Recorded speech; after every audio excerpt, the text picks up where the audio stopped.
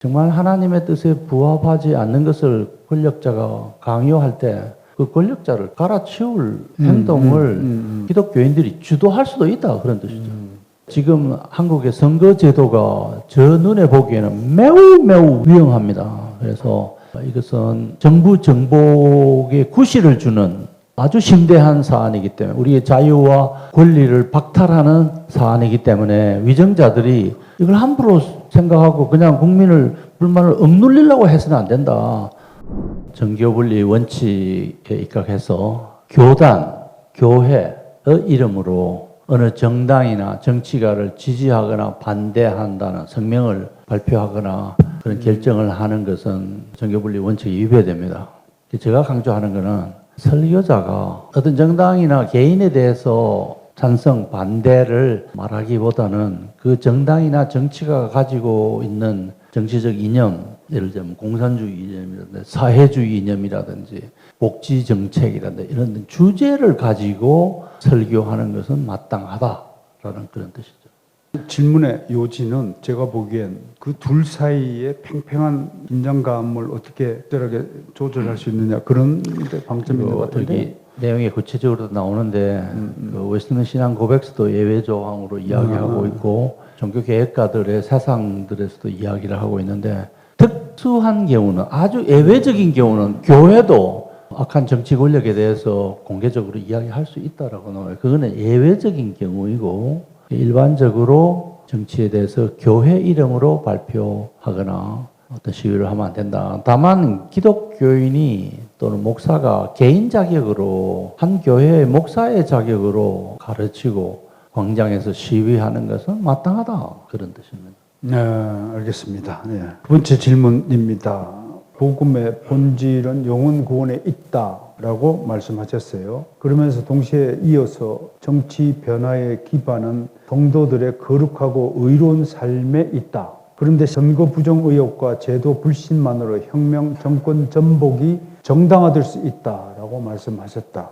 이 둘의 모순 혹은 선후관계 어떻게 정립하실 건가요?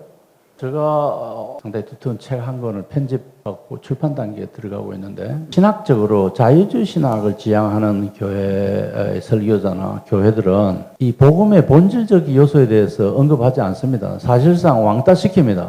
그 대표적인 신학적 구호가 미시오 데이라고 하는 하나님의 선교라는 것인데, 이 세상의 여러 가지 난제들을 해결하는 그것이 하나님이 원하는 것이고 그것이 교회가 해야 될 주 사역이라고 생각해요.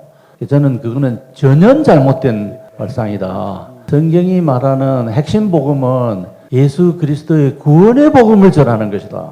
따라서 설교자가 또 교회가 선교사가 그 일에 매진해야 되는데, 그렇다고 해서 이 사회적이고 정치적인 이슈, 우리 삶의 행복 현장으로 주신 하나님의 말씀을 바르게 가르치는 일을 소홀히 하거나 배제하거나 경시해서는 안 된다, 그런 뜻입니다.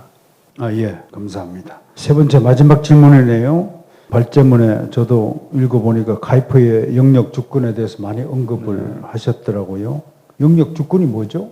죄를 범하는 영역이 아닌 한 이 세상에 있는 모든 영역은 하나님께서 창조하신 선한 영역이다. 그 영역을 통해서 하나님께 영광을 돌려드려야 된다. 정치도 그 영역 중에 속한다, 그런 뜻입니다.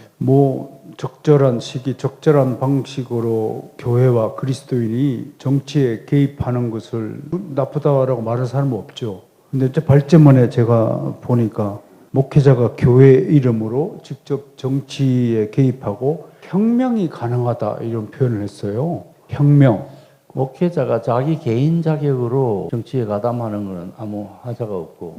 이게 뭐가 혁명입니까? 혁명이요? 예. 국민 저항권으로도 이것이 해결되지 않을 경우에 그러면 어떻게 해야 되느냐, 거기에 대한 해석인데, 제가 혁명이라는 용어는 조금 절제를 해야 된다고 생각을 하면서도 이걸 썼는데, 정말 하나님의 뜻에 부합하지 않는 것을 권력자가 강요할 때 그 권력자를 갈아치울 행동을 기독교인들이 주도할 수도 있다, 그런 뜻이죠.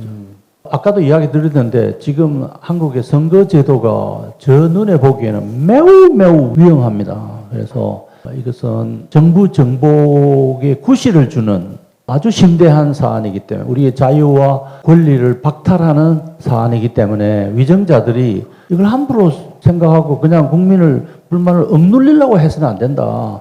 이 문제를 위정자가 직접 해소해야 된다. 그러니까 방법을 바꾸든지 이렇게 해야지. 이게 음모론이다라고 그렇게 나가면 이거는 매우 위험하다. 그러니까 전복의 후실이 될 수 있을 정도로 매우 위험하다. 그럼에도 이제 제 입장에서는 우리 종교개혁가들이 레볼루션이라는 단어를 선택하지 않고 리포메이션이라는 단어를 선택한 이유가 있다고 봅니다. 어떻게 생각하세요? 개혁가들의 루터는 상당히 네. 거기에 대한 네. 부드러운 용어를 썼어요. 부드러운 용어를 썼는데 칼빈은 굉장히 강력한 용어를 씁니다. 저항해야 된다. 아니, 나는 이제 개인적으로 우리 그런데- 최 총장님이 굉장히 그 따뜻하고 그런데- 부드러우신 분으로 알고 있는데 오늘 혁명이라는 단어를 써서 제가 드리는 말씀이에요. 원고를 제가 보낸 다음에 조금 거기다가 추가를 했는데 이게 글로 되어서 나올 소책자로 나올 때는 이걸 좀 더 보완하겠습니다만은 존 칼빈은 거기에 대해서 거의 혁명에 가까운 이야기를 말하고 있고요. 침묵하면 안 된다는 것이고 그 이후에 나온 두 가지 문서들에서 위그노들은 정부를 정복시켜야 된다라고 말을 하고 있고 혁명을 해야 된다는 거죠. 그 다음에 독일의 어떤 문서는 독일 개혁교회의 군주가 그 당시 카톨릭 통치자에 대해서 통치자를 탄핵해야 된다, 바꿔야 된다라고까지 말하는 그 문서가, 공식 문서가 나오고 있습니다. 이 주제에 대해서 기독교인들이 너무 안일한 자세를 취하지는 않아야 된다. 보다 강력한 자세를 취해야 된다. 자기 목숨을 내놓고 정치 권력자에게 항거했던 세례 요한과 같은 자세를 취하는 것이 그것이 개혁교회의 최종적인 원리다라는 걸 말하고 있습니다.